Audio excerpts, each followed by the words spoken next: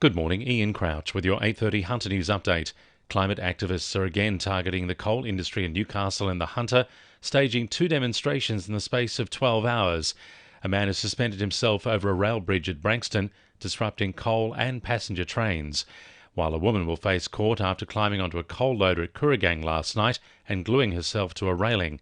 Swansea MP and Police Minister Yasmin Catley says she's spoken to police about whether the social media giants have a role to play in discouraging this kind of activity. Just last week in my office, there was some pretty unsavoury stuff on Google in relation to the bus crash, and I had my office contact them, and they, to their credit, pulled it down immediately. So we actually have to think about this in a smart way. We know that they're using social media platforms, so the police will have some conversations with those organisations. The New South Wales Government is considering tougher seatbelt laws in the wake of the fatal Greta bus crash. The Bus Safety Task Force is looking into an expanded rollout of seatbelts, better law enforcement, and whether design changes should be implemented across Australia. There are laws around wearing seatbelts which are installed in New South Wales, but there's very little enforcement of those rules. An electrical meter box has exploded at YE, leaving a man in his 30s with serious burns to his face, body and airway. He was working on the box yesterday afternoon when the blast occurred. He was flown to the burns unit at Sydney's Royal North Shore Hospital by the region's Westpac rescue helicopter in a serious but stable condition. Police are asking for our help to track down a man after a string of break-ins across the Hunter. Supermarkets at Thornton and Edgeworth and a fast food restaurant in the Rutherford Mall have all been robbed late at night or in the early hours of the morning in the past 2 weeks. Police believe the incidents are linked. They're searching for a Caucasian man with a medium build who's wearing a white face mask, black and white hooded jumper, grey shorts and white sneakers. We've posted his photo on the 2NURFM Hunter News Facebook page. The University of Newcastle says it will work with key stakeholders to inform its stance on the upcoming Voice to Parliament referendum. Legislation this week passed federal parliament, allowing the referendum to go ahead later this year.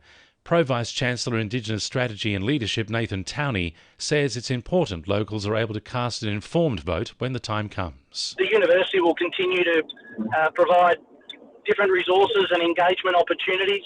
We've got a survey that's currently out that staff and students can access and give us some information around what type of information they'd like us to provide, and that will really inform future engagement opportunities as well. Meantime, some of Singleton's most sacred Aboriginal sites will be on display at the Arts and Cultural Centre from Saturday. The Spirit of Place exhibition will allow visitors to view local rock engravings, cave paintings and cultural landmarks without disturbing the bushland. Wanneroo elder and exhibition curator Warren Taggart says it's an opportunity to reflect on thousands of years of life. We've come across sites where no one has ever stood foot in for 65,000 years. We're the first ones to come across some of these sites, and that's a good feeling. 2NURFM Sport. Edgeworth is the first Northern New South Wales team to advance to the Australia Cup round of 32 after defeating Olympic 2-1 last night. The extra-time victory saw goals from Kevin Dagnett and Geordie Lennon, while Riley Parker found the net for Olympic. Maitland and Broadmeadow will go head-to-head for the region's other spot at Magic Park tonight. Blindside breakaway George Noah is in contention for a starting spot for the Hunter Wildfires against his former club Manly this weekend. The 26-year-old returned to the club 5 weeks ago after a stint in Italy, and coach Scott Coleman says he's more mature than he was in 2021 with the Wildfires. Coleman faces a decision between starting Noah or Ngugaru Hugh-Jones in the pack after Hamish Moore suffered a syndesmosis injury. And the Knights are confident they can achieve the rare feat of beating the Panthers in Penrith when they face them on Saturday afternoon. And the winning numbers in Oz Lotto are 5, 19, 22, 23, 30, 36 and 38, and the supplementaries are 11, 42 and 47. And now you're up to date with the latest 2NURFM Hunter News.